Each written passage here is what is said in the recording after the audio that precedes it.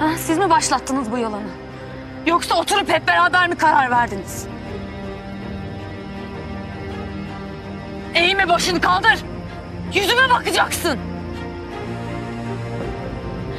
Yüzüme bak. Söylesene ben kimim? Kimim ben?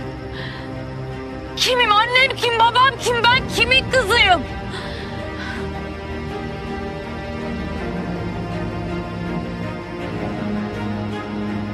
Baba! Baba dedim ben sana. Babamdın çünkü. Her şeyimdin. Canımdın. Sen söyle Efsun'a.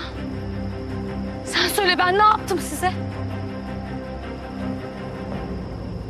Ne yaptım? Ağladığında, üzüldüğünde yanında değil miydim? Hastalandığında koşa koşa gelmedim mi?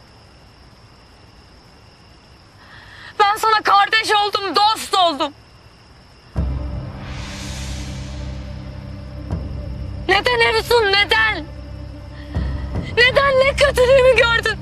Niye benden bu kadar nefret ettin, neden? Bahar, kızım. Sakın, sakın kızım deme bana bir daha. Senin kızın burada bak.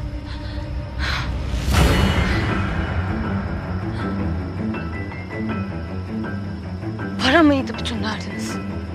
Para için miydi? Zenginlik için miydi? Değer miydi? Değdi mi yani?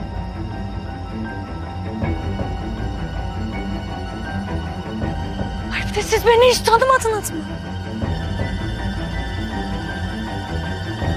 Ben zenginlik içinde yaşarken sizi yokluk içinde bırakır mıydım?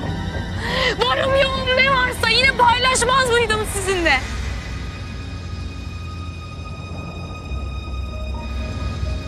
Para pul benim için ne zaman önemli oldu ki ya?